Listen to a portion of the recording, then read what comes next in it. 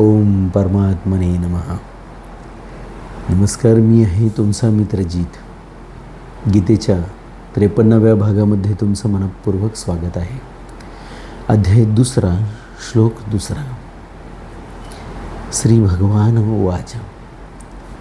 कुतस्त्वा कश्मलम इदं विषमे समुपस्थितम अनार्यजुष्टम स्वर्गम कीर्तिम करम अर्जुन.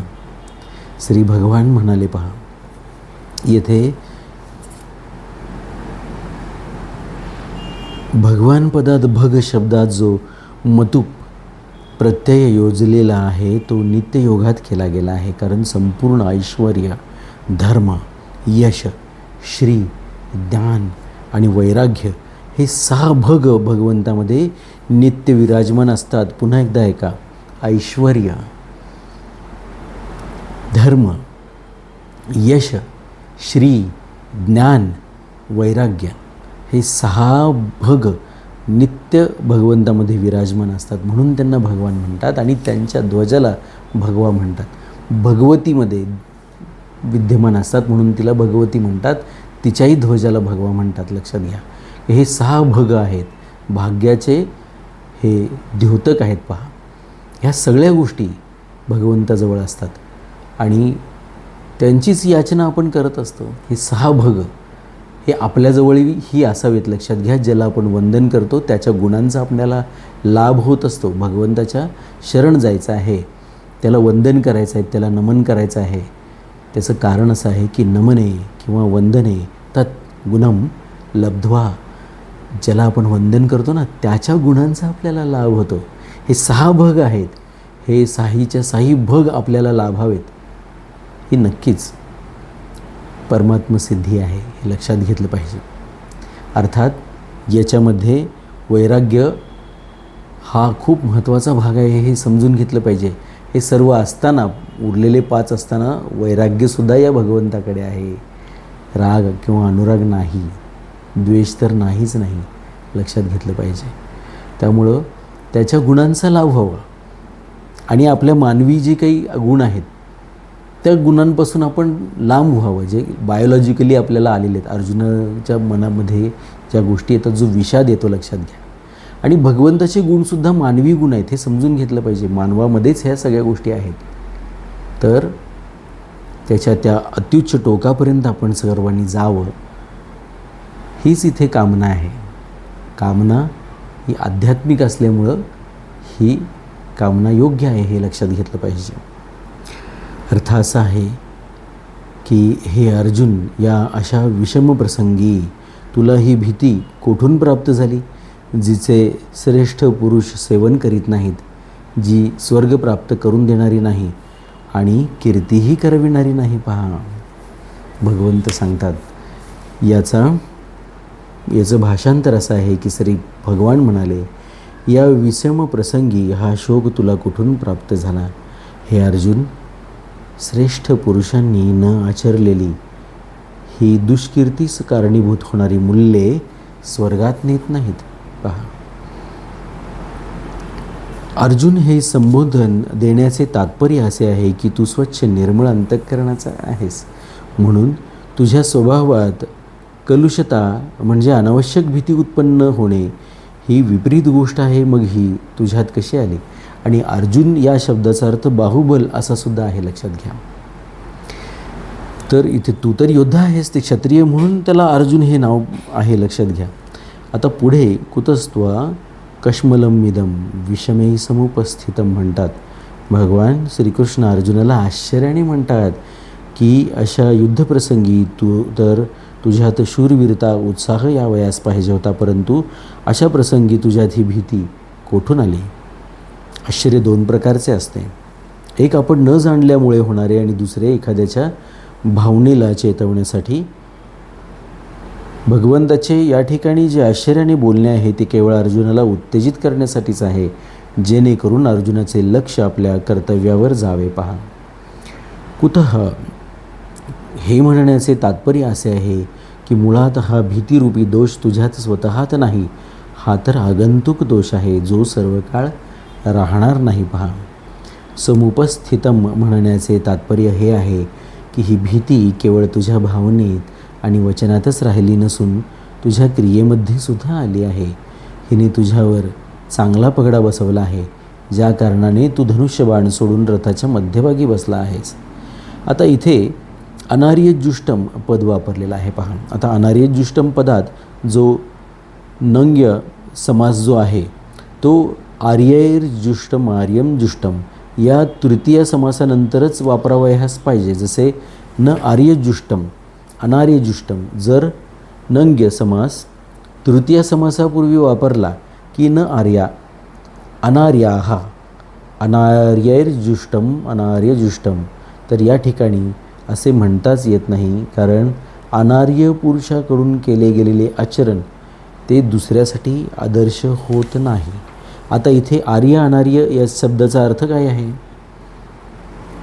इथे आर्य या शब्दाचा अर्थ श्रेष्ठ पुरुष असा आहे. कोणत्या वंशाबद्दल ते बोलत नाहीत. जो विद्या शिक्षणाने सुशिक्षित आहे आणि सुसंस्कृत आहे. लक्षात घ्या, हे दोन विषय वेगळे आहेत म्हटलं तर एकच आहेत ते.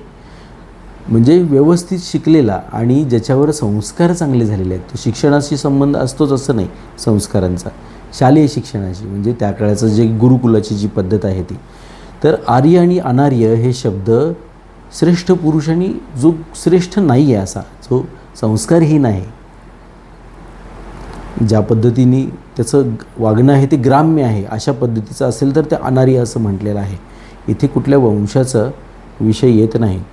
तर अनार्यजुष्टम म्हणजे जे श्रेष्ठ पुरुष ज्या पद्धतीचं वर्तन करत नाहीत अशा प्रकारचं वर्तन तू करू नकोस म्हणून ते सांगतात. पहा, समजदार आणि श्रेष्ठ पुरुषांच्या मध्ये जे भाव निर्माण होतात ते आपल्या कल्याणाच्या उद्देशाला अनुसरून होतात. म्हणून श्लोकाच्या उत्तरार्धात भगवंतांनी सर्वात प्रथम उपयुक्त पद देऊन म्हटले आहे की तुझ्यात ही जी भीती निर्माण झाली आहे त्या भीतीला श्रेष्ठ पुरुष स्वीकार करीत नाहीत. कारण तुझ्या या भीतीत स्वतःचे कल्याण मुळीच नाही. कल्याणेच्छुक श्रेष्ठ पुरुष प्रवृत्ती आणि निवृत्ती दोन्हीत आपल्या कल्याणाचा उद्देश ठेवतात. त्यांच्यात स्वतःच्या कर्तव्याविषयी भीती निर्माण होत नाही. परिस्थितीनुसार त्यांना जे कर्तव्य समोर येते त्याला ते कल्याणप्राप्तीच्या उद्देशाने उत्साहाने आणि तत्परतेने यथासांग पार पाडतात. ते तुझ्यासारखे भित्रे होऊन युद्धापासून किंवा अन्य कोण्या कर्तव्यकर्मापासून उपरत होत नाहीत. म्हणून युद्धरूपाने प्राप्त झालेल्या कर्तव्यकर्मापासून उपरत होणे तुझ्यासाठी कल्याणकारक नाही. पहा, तू श्रेष्ठ पुरुष आहेस आणि श्रेष्ठ पुरुषांना जे शोभत नाही असं वर्तन तू का करायला लागलेलं आहेस. अस्वर्गम म्हणजे काय? कल्याणाचा मुद्दा समोर न ठेवता जर सांसारिक दृष्टीने पाहिले तर संसारात स्वर्गलोक सर्वात श्रेष्ठ आहे. परंतु तुझी ही आता मेघदूतामध्ये जर वर्णन ऐकलं तर हिमालयाच्या पलीकडे. लक्षात घ्या, हे स्वर्गाचं वर्णन भौगोलिकदृष्ट्या केलेलं आहे. परंतु तुझी ही भीती स्वर्गाला मिळवून देणारी ही नाही. अर्थात भीतीने युद्धापासून निवृत्त होण्याचे फल स्वर्गाची प्राप्तीही होऊ शकत नाही. लक्षात घ्या. ह्या नंतर अकीर्तिकरम म्हणतात. जरी स्वर्गप्राप्तीचाही उद्देश नसेल तर सभ्य समजला जाणारा पुरुष संसारामध्ये कीर्ती होईल असेच काम करतो. परंतु तुझी ही जी भीती आहे ही या लोकात ही कीर्ती यश करणारी नाही तर अपकीर्ती अपयश करणारी आहे. म्हणून तुझ्यात भीती उत्पन्न होणे सर्वथैव अनुचित आहे. भगवंतांनी येथे अनार्यजुष्टम अस्वर्ग्यम आणि अकीर्तिकरम असा क्रम देऊन 3 प्रकारचे मानव असतात असे दाखवले आहे. जे मनुष्य विचारशील असतात ते केवळ आपले कल्याण इच्छितात, त्यांचे ध्येय उद्देश केवळ कल्याणच असते. 2 जे पुण्यात्मा मनुष्य असतात ते शुभकर्माद्वारा स्वर्गप्राप्तीची इच्छा करतात. ते स्वर्गालाच श्रेष्ठ समजून त्याच्या प्राप्तीचाच उद्देश ठेवतात. 3 जे साधारण मनुष्य असतात ते संसारालाच आदर देतात म्हणून ते संसारात आपली कीर्ती व्हावी अशी इच्छा ठेवतात. ते आपले ध्येय कीर्तीच समजतात. लक्षात घ्या. उपर्युक्त 3ही पदे देऊन भगवान अर्जुनाला सावधान करतात की तुझा जो युद्ध न करण्याचा निर्णय किंवा निश्चय आहे तो विचारशील आणि पुण्यात्मा मनुष्याच्या ध्येयाप्रमाणे कल्याण आणि स्वर्ग प्राप्त करविणाराही नाही. स्वर्गाचा विचार तुझ्या मनात असेल तर तसेच साधारण मनुष्यांच्या ध्येयाप्रमाणे कीर्तीही प्राप्त करून देणारा करून देणारा नाही, लक्षात घ्या. म्हणून मोहामुळे युद्ध न करण्याचा घेतलेला तुझा निश्चय अत्यंत तुच्छ आहे की जेणेकरून तुझे अधःपतन होईल आणि नरकाची प्राप्ती होईल, तसेच तुझी अपकीर्ती होईल. पहा,